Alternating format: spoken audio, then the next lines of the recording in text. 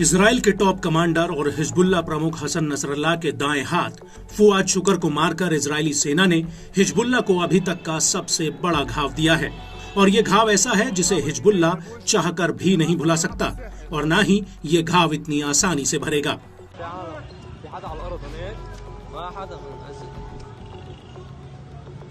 और यही वजह है कि हिजबुल्लाह लगातार इजराइल से इंतकाम की आग में जल रहा है और अपना इंतकाम लेने के लिए उसने इजराइल पर एक बार फिर से कई बड़े हमले किए हैं। हिजबुल्लाह का कहना है कि उसने आयलत बैरक्स पर आईडीएफ की 91वीं डिवीजन के हेडक्वार्टर पर ड्रोन्स का एक जत्था फायर किया है, जिसकी चपेट में आईडीएफ के कई अधिकारी और सैनिक आ गए।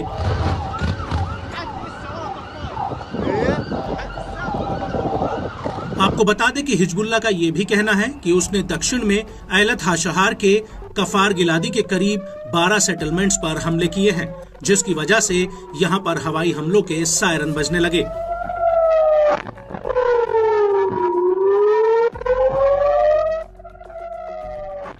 हिजबुल्लाह का कहना है कि इस इलाके में इजरायली सेना की कई अहम बैरक्स हैं जो आयरन डोम के लॉन्चर से लैस हैं। यहां तक कि बेथ हिल्लेल बैरक में शाहेल बटालियन का हेडक्वार्टर भी है। साथ ही किरियत शमोना बैरक्स में 769वीं ब्रिगेड का हेडक्वार्टर है। वहीं आईडीएफ का कहना है कि लेबनान की तरफ से कई दिशाओं से आ रहे कई ड्रोन्स को चिन्हित किया गया और इन ड्रोन्स को गिराने के लिए एयर डिफेंस सिस्टम एक्टिव थे। वहीं हिजबुल्लाह के मुताबिक आईडीएफ जेट्स इन ड्रोन्स को इंटरसेप्ट करने की कोशिश कर रहे थे। एयर डिफेंस सिस्टम आयरन डोम तक इन ड्रोन्स को गिराने में नाकामयाब रहा है और इन ड्रोन्स में से कुछ तो एलत हाशहार सेटलमेंट्स पर जाकर गिरे हैं, जिनकी वजह से कई जगहों पर आग लग गई। हिजबुल्लाह के मुताबिक ये ड्रोन एलत बैरक्स में बने गिलेली डिवीजन के हेडक्वार्टर तक पहुंचने में कामयाब रहे हैं।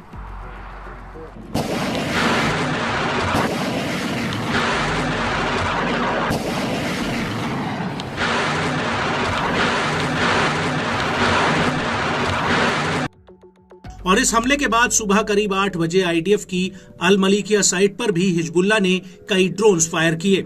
रमीम बैरक्स, जारिद बैरक्स, रसल नकूरा साइट और शाम को किरबत मार सैन्य चौकियों पर हिजबुल्लाह ने रॉकेट हमलों की झड़ी लगा दी।